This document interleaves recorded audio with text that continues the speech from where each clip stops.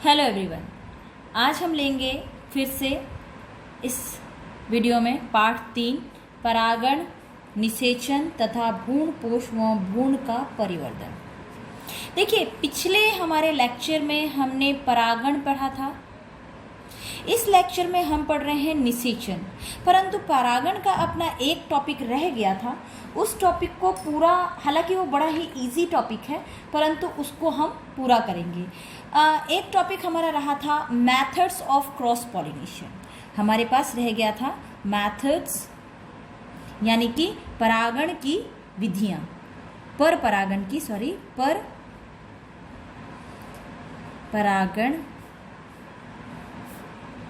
की विधियां। तो आज हम यही लेंगे, पर परागण की विधियां। उसके बाद हमारा नया टॉपिक शुरू करेंगे। पिछली बार मैंने बताया था पर परागण क्या है। देखिए, पर परागण जब फूल एक पादप के फूल से पराग कण दूसरे पादप के, उसी जाति के दूसरे पादप के फूल के वर्तिकाग्र तक पहुंचता है, उसे कहते हैं पर परागण। या कह सकते हैं एक पौधे के पुष्प का परागकण उसी जाति के किसी दूसरे पौधे के पुष्प के वर्तिकाग्र तक पहुंचना पर परागण कहलाता है। तो इसकी कुछ विधियां हैं। किन किन कारणों से पर परागण हो सकता है, ये भी हमने पढ़ा था। पर परागण की अनुकूलता, है ना। तो पर परागण की अनुकूलता के बाद पर परागण की विधियां।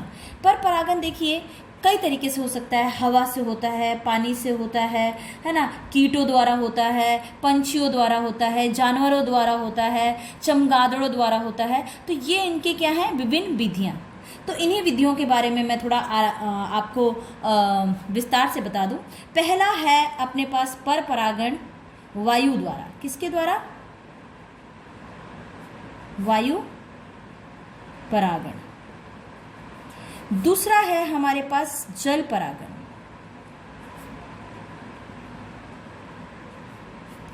तीसरा है हमारे पास कीट परागण।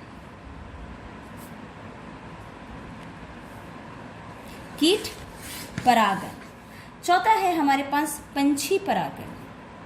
पंछियों द्वारा भी हो सकता है। और पांचवा है हमारे पास चमगादड़। खासियत है भाई इनकी, चमगादड़ द्वारा परागण। देखिए, नाम से ही आपको पता चल रहा है कि इनकी परागण की क्या क्या विधियां हो सकती हैं। वायु द्वारा, यानी कि परागण जब हवा के द्वारा वर्तिकाग्र तक पहुंचता है, जल के द्वारा जब वर्तिकाग्र तक पहुंचता है, कीट के द्वारा जब वर्तिकाग्र तक लाया जाता है, और पंछियों के द्वारा जब वर्तिकाग्र तक लाया जाता है, और चमगादड़ों के द्वारा जब वर्तिकाग्र तक लाया जाता है। चमगादड़ों द्वारा खासकर वो पादप लिए जाएंगे जो रात को खिलते हैं, तो चमगादड़ों का भी हम उसमें नाम लेते हैं। तो इन पादपों का अलग अलग तरीके से अलग अलग विधियों द्वारा परागण होता है। तो वायु द्वारा परागण के जो परागण होंगे, परागकण जो होंगे, वायु द्वारा परागण में जो परागकण होंगे, उन परागकणों की क्या खासियत होगी? ऐसा क्या, अगर भारी परागकण होंगे तो क्या वायु उड़ा के ले जा सकती है? वायु द्वारा ये एक स्थान से दूसरे स्थान पर पहुंच सकते हैं? बिल्कुल नहीं। अर्थात ये वायु द्वारा परागण होने के लिए हमारे पास परागकण जो होंगे वो हल्के, चिकने, छोटे, है ना, और संख्या में अधिक होंगे ताकि उड़ सके। तो वायु द्वारा अगर कोई परागकण हल्का होता है तो आराम से उड़ के जा सकता है। अच्छा, क्या वर्तिकाग्र में भी इनकी कोई खासियत होगी? बिल्कुल होगी। वर्तिकाग्र रोमिल होगा ताकि आसानी से उनको क्या कर सके, कैच कर सके, आसानी से उसके ऊपर फंस जाए। तो वायु द्वारा परागण के लिए जरूरी है परागकणों का हल्का होना, चिकना होना, छोटा होना, शुष्क होना और अधिक संख्या में होना। और वर्तिकाग्र में भी अनुकूलता पाई जाती है। वो रोमिल हो सकते हैं और ब्रुश जैसे भी हो सकते हैं वर्तिकाग्र, है ना। रोमिल जो है वो घास उसका उदाहरण है, और ब्रुश जैसे होते हैं वो टाइफा में पाए जाते हैं। जल द्वारा परागण, देखिए जल द्वारा दो तरीके से होता है। एक जल के भीतर, उसे कहेंगे अधो जल परागण। ये अधोजल परागण का मतलब वो सारे परागण की विधियां जो जल के भीतर पराग कणों का स्थानांतरण वर्तिकाग्र तक होता है। पराग कणों का स्थानांतरण वर्तिकाग्र तक जल के भीतर होता है। भीतर याद रखिएगा, अधोजल, अधो का मतलब अंदर, है ना, अधो का मतलब सामान्यतः जल के भीतर या जल के अंदर। तो ये पादप कहाँ होंगे? जल निमग्न पादप होंगे, यानी जल के भीतर होंगे, जल के अंदर की ओर। एग्जाम्पल है नाजस। दूसरा होगा आपके अधि। अधि का मतलब ऊपर, अधि जल परागण, ऊपरी सतह पे। और इसका सबसे अच्छा उदाहरण है वल्सेनेरिया। वल्सेरेनियम, चूंकि हम पर परागण पढ़ रहे हैं तो हमने पर परागण में ये अनुकूलता पढ़ी थी कि इसमें एक लिंगी होते हैं, पादप अलग अलग होते हैं, नर अलग और मादा अलग। तो वल्सेनेरिया में भी नर और मादा दोनों अलग अलग पादप में अलग अलग जगह पे फूल, अलग अलग फूल होते हैं अलग अलग वल्सेनेरिया के पादप में, नर अलग और मादा अलग। तो इनका क्या होता है कि जो परागकण होते हैं वो सतह पे तैर करके मादा भाग तक जाता है और वर्तिकाग्र द्वारा ग्रहण किया जाता है। कीट द्वारा, जी हाँ, सबसे ज़्यादा अगर परागकण होता है तो कीटों द्वारा होता है, लगभग 80%। अब कीट में मधुमक्खी भी आ सकती हैं, तितली भी आ सकता है, बीटल्स भी आ सकते हैं, बटरफ्लाई भी आ सकती है, यानी कि तितली भी आ सकती है। ये सब क्या करते हैं? प्राय कीट के अंदर आ जाते हैं और इनके द्वारा परागकण होता है। तो कीटों को आकर्षित, इस तरीके का फूल होगा जो कीड़ों को अपनी तरफ आकर्षित कर सके। और आकर्षित करने का काम फूल के कौन से भाग करते हैं? पेटल, यानी कि कलरफुल भाग, यानी कि रंगीला भाग, यानी चमकदार भाग। तो वो क्या करते हैं? पुष्प को आकर्षण देते हैं। तो पुष्प इनमें कैसा होना चाहिए? प्राय कीटों द्वारा परागण के लिए प्राय पुष्प में क्या अनुकूलता पाई जाएगी? पुष्प रंगीन होने चाहिए, मकरंद युक्त होने चाहिए, गंध युक्त होने चाहिए, चमकदार रंगीन होना चाहिए, चटक, ताकि कीड़े उसकी तरफ आकर्षित हो। उदाहरण आपके पास दिखता ही है, सरसों के मौसम में आपने देखा होगा खूब सारे मौले घूमते हैं पीले पीले फूल को देख के आकर्षित होके, है ना। उसके बाद है आपके पास पंछी परागण। पंछी भी इसी तरीके से रंग और मकरंद, है ना, रंग और मकरंद और गंध से आकर्षित होते हैं। परंतु उनमें सबसे फूल की खासियत क्या होगी पंछियों के लिए? खासकर पुष्प नलिकाकार होगा या फिर प्यालेनुमा होगा या फिर कुंभाकार होगा। तो जब वो मकरंद चूसने के लिए अपनी चोंच को अंदर डालेंगे तो उनके शरीर पे परागकण चिपक जाएंगे। फूल अपनी तरफ, मकरंद इनको अपनी तरफ आकर्षित करेगा गंध से और चटक कलर से, और जब ये उसमें से चूसेंगे मकरंद को तो इनके शरीर पे परागकण चिपक जाएंगे और फिर दूसरे पौधे तक पहुंच जाएंगे। इसमें सबसे अच्छा उदाहरण है हमिंग बर्ड, जिसे आपको हिंदी में गुंजन पक्षी कहते हैं। आप इंग्लिश में हमिंग बर्ड भी लिख सकते हैं, कोई दिक्कत नहीं है। हमिंग बर्ड याद रहती है, बहुत सबसे छोटी बर्ड होती है हमिंग बर्ड। नेक्स्ट है हमारे पास चमगादड़ द्वारा। जैसे मैं पहले ही बोल चुकी हूँ, कुछ ऐसे फूल होते हैं जो रात में खिलते हैं। तो चमगादड़ मकरंद लेने के लिए जब रात में उन पुष्पों के पास जाते हैं तो उनके शरीर पे ये चिपक जाता है और ये एक जगह से दूसरे जगह पे उनका स्थानांतरण कर देते हैं। तो ये था हमारी परागकण की कुछ विधियाँ, है ना। और भी कई जानवरों द्वारा भी, जैसे गिलहरियों के द्वारा भी होता है। बकरियों के देखा होगा, बकरियों के शरीर पे कांटेनुमा संरचना वाली एक जो पादप का बीज होता है वो लग जाता है, फंस जाता है आंकड़े का, और एक जगह से दूसरी जगह उसको पहुंचा दिया जाता है। तो कई जानवरों द्वारा भी होता है। ओके, तो ये थी पर परागण की विधियाँ। अब हम अपने नेक्स्ट टॉपिक पे जा रहे हैं जिसको कहेंगे निषेचन। अब हम लेंगे निषेचन। हाँ, बिल्कुल सही सोच रहे हैं। निषेचन का मतलब होता है नर और मादा युग्मकों का संलयन। निषेचन का अर्थ है नर, ऐसी प्रक्रिया जिसमें नर और मादा युग्मकों का संयोजन हो या संलयन हो और जिससे क्या बने? युग्मनज का निर्माण हो, है ना। युग्मनज से फिर भ्रूण बनता है और भ्रूण से बीज, भ्रूण के बीज के अंदर ही भ्रूण होता है और नया पादप, भ्रूण से नया पादप बनता है। तो अब हम पढ़ेंगे निषेचन। तो निषेचन में हम लेंगे पराग कणों का अंकुरन, जो कि वर्तिकाग्र पर होता है, एवं पराग नली की वृद्धि। देखिए, एक चित्र बना रही हूँ, हालांकि ये चित्र मैं पहले बना करके बता चुकी हूँ आपको इससे पहले वीडियो में। अभी ये चित्र आपको बहुत मदद करेगा और भी कई टॉपिक को समझने में मदद करेगा। अब ये है हमारा मादा भाग जयांग, ये है हमारे पास वर्तिकाग्र। अब इस वर्तिकाग्र पर यहाँ आ गया परागकण। अब आगे हम चैप्टर 2 में पढ़ेंगे कि परागकणों का भी 2 भाग होता है ना, कायिक भाग और जनन भाग, जो हम बाद में पढ़ेंगे किस तरीके से होता है। तो इसमें पराग नलिका का निर्माण होगा, उसके लिए ज़रूरी है पराग कणों का अंकुरन होना। पराग कणों का अंकुरन होगा, बहुत सारे परागकण आ जाएंगे, कई परागकण अंकुरन करेंगे, कईयों के अंकुरन रुक जाएंगे। तो परागकण किसे कहते हैं? परागण क्रिया क्या होता है? पराग कणों का वर्तिकाग्र तक पहुंचना, यह प्रक्रिया हमने पिछली वीडियो में पढ़ा था, परागण कहलाता है। अच्छा, वर्तिकाग्र पर जैसे ही परागकण आते हैं इनका अंकुरन प्रारंभ हो जाता है, इनका भी एक समय होता है, काल होता है। और जैसे ही ये वर्तिकाग्र पे आते हैं, वर्तिकाग्र पे सकरा, रेजिन, वसा उपस्थित होते हैं, जो इनको अंकुरन में मदद करते हैं, सही माध्यम प्रदान करते हैं, पोषण देते हैं, एक तरह से कह सकते हैं, और अंकुरन होने लगता है। और जैसे ही अंकुरन होता है, इस समय को क्या कहेंगे? अंकुरन काल। क्या कहेंगे? अंकुरन काल।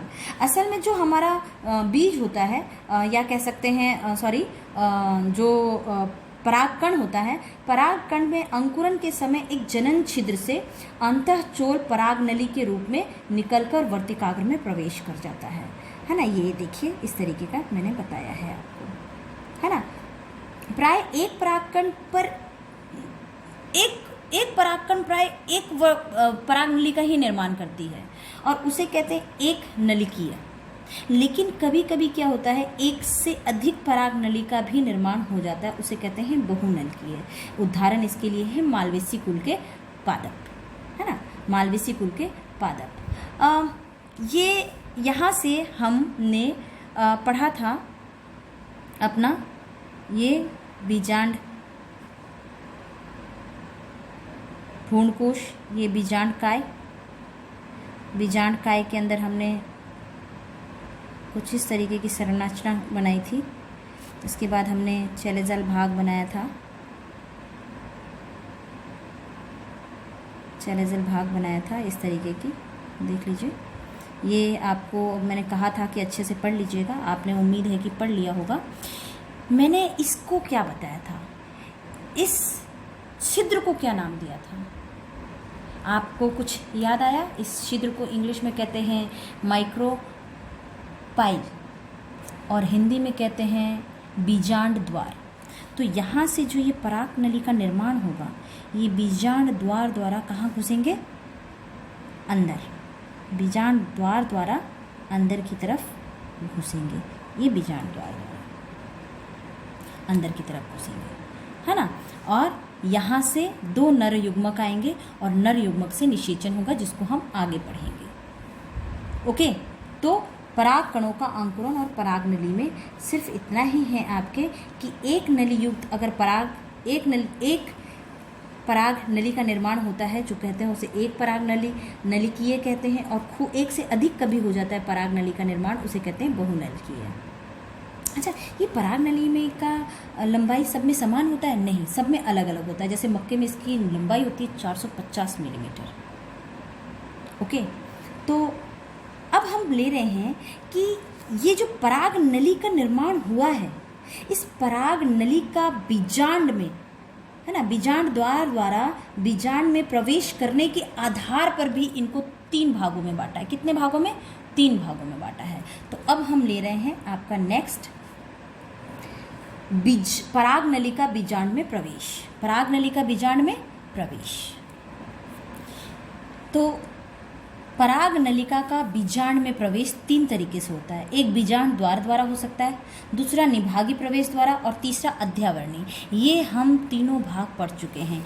ये है हमारे पास निभागी और ये पूरा है हमारा अध्यावरण, है ना। तो ये पराग नली का कहीं से भी प्रवेश हो सकता है। पहला मैं बना रही हूँ, ये बीजांड द्वारा प्रवेश, ये बीजांड द्वार द्वारा प्रवेश। दूसरा निभागी, तो दूसरा निभागी द्वारा प्रवेश, ये निभागी भाग को टच करते हुए यहाँ से निकलेगा, यहाँ से निभागी भाग द्वारा प्रवेश। तीसरा है अध्यावरणी, तो अध्यावरण के यहाँ से निकाल दो, ये तीसरा अध्यावरण के पास से। तो 3 प्रकार की बीजांड द्वार, द्वारी प्रवेश, निभागी प्रवेश और अध्यावरणी प्रवेश, 3 प्रकार की प्रवेश हो सकता है ना। ओके, देखिए अध्यावरणी प्रवेश का आमतौर पे है कुकुरबिटा उदाहरण, और इसमें केजुराइना पाया जाएगा, और ये तो आमतौर पे सब में पाया ही जाता है, मोस्टली आपके बीजांड द्वारी प्रवेश सामान्य है। तो अब हम लेते हैं अपना नेक्स्ट टॉपिक, पराग नली की वृद्धि कैसे होती है। देखो, पराग कणों का अंकुरन आपने पढ़ लिया। पराग कणों का अंकुरन किस पे होता है? वर्तिकाग्र तक जब आती है तो इसका एक समय होता है, उस समय को हम कहते हैं अंकुरन काल। और अगर एक ही पराग नली का विकास होगा तो एक नल की है, और बहुत सारी होगा तो बहुनल की है। तो पराग नली का विकास होता है जो कि बीजांड द्वार द्वारा प्रवेश करती है। अब बीजांड में प्रवेश करने के आधार पे पराग नली भी 3 प्रकार के हैं। पहला, अगर बीजांड द्वार द्वारा प्रवेश कर रही है तो बीजांड द्वारी, निभागी भाग द्वारा प्रवेश कर रही है तो निभागी प्रवेश, और अध्यावरण को छूते हुए प्रवेश कर रही है या अध्यावरण द्वारा प्रवेश कर रही है तो इसे कहेंगे अध्यावरणी प्रवेश। तो अब हम लेंगे इस पराग नली की वृद्धि कैसे होगी। तो नेक्स्ट हमारा क्या टॉपिक है? पराग नली की वृद्धि। पराग नली की वृद्धि। तो नेक्स्ट हमारा टॉपिक है पराग नली की वृद्धि। देखिए, पराग नली की वृद्धि के लिए कुछ पॉइंट्स बता रही हूँ जो आप याद रखिए।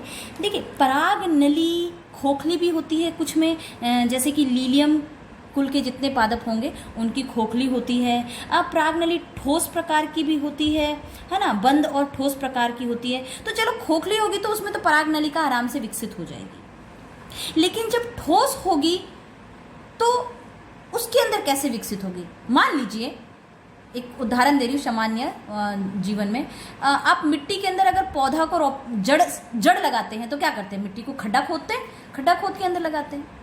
तो यहाँ जब ठोस होगा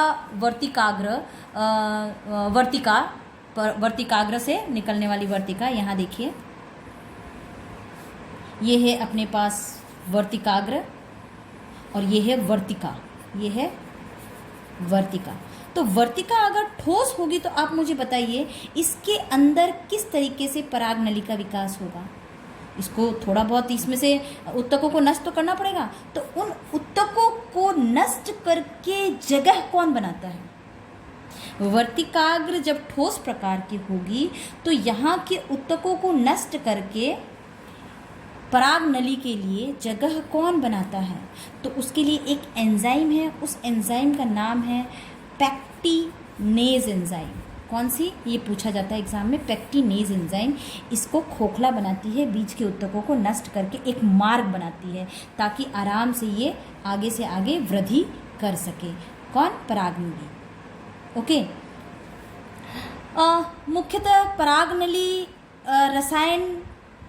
पराग नली के अंदर एक रसायन की ओर ही अग्रसर होती है, बीजांड की तरफ ही ये जाएगी, बीजांड द्वार से होते हुए बीजांड की तरफ ही अग्रसर होती है। और ये रसायन अनुवर्ती होती है। कुछ रसायन होते हैं जो इसको दिशा देते हैं ताकि वो सिर्फ और सिर्फ बीजांड की तरफ ही मुड़े, बीजांड द्वार द्वारा बीजांड की तरफ ही मुड़े और वहाँ अंदर की ओर नर युग्मकों का प्रवेश करवा सके। सदैव अंड की ओर ही इसका विकास होगा, याद रखिए। और इसका विकास होने के लिए आपको मैंने बताया था सहायक कोशिकाएं। सहायक कोशिकाओं में कुछ रसायन होगी जो इसको दिशा निर्देशित करेंगी। तो अर्थात उसमें रसायन है। तो ये किस तरीके का वृद्धि हुआ? ये वृद्धि हुआ रसायन अनुवर्ती वृद्धि। तो ये भी याद रखिएगा। फिर से बता देती हूँ, पराग नली का मुख्यतः पराग नली की वृद्धि जो होगी वो बीजांड की तरफ होगी और बीजांड में उपस्थित अंडाशय, बीजांड, उसमें उपस्थित सहायक कोशिकाएं वो कुछ रसायन अपने में से निकालेंगी रसायन को, वो रसायन जो होंगी उनमें उपस्थित वो रसायन ही इस पराग नली को इस पराग नली की दिशा निर्देशित करते हैं और ये बीजांड की तरफ ही हमेशा मुड़ता है और बीजांड द्वारा अंदर जाता है और नर युग्मकों को ले जाता है। इसीलिए इस पराग नलिका की वृद्धि एक दिशीय और रसायन अनुवर्ती होती है। दूसरी बात याद रखिएगा कि ये हमेशा वर्तिकाग्र अगर खोखली हो तो कोई बात नहीं, परंतु ठोस होती है तो पैक्टिनेज नाम के एंजाइम द्वारा इसके उत्तकों को नष्ट करके एक मार्ग बनाया जाता है ताकि ये आगे से आगे बीजांड की तरफ अग्रसर हो सके या जा सके। अच्छा, अगर खोखली होती है तो उसके अंदर क्या भरा होता है? उसके अंदर श्लेष्मा भरी होती है जो पराग नली की वृद्धि को प्रेरित करती है। तो ये 3-4 बातें हैं जो आप इसमें याद रखेंगे पराग नली की वृद्धि। ओके, तो आज के लिए इतना ही। नेक्स्ट हम अगली वीडियो में पढ़ेंगे पराग नली का भ्रूण कोश में प्रवेश और द्विनिषेचन, है ना, और द्विनिषेचन, संलयन, अंतरिक्ष संलयन, ये हम अगली वीडियो में पढ़ेंगे। तो आज के लिए इतना ही। Thank you.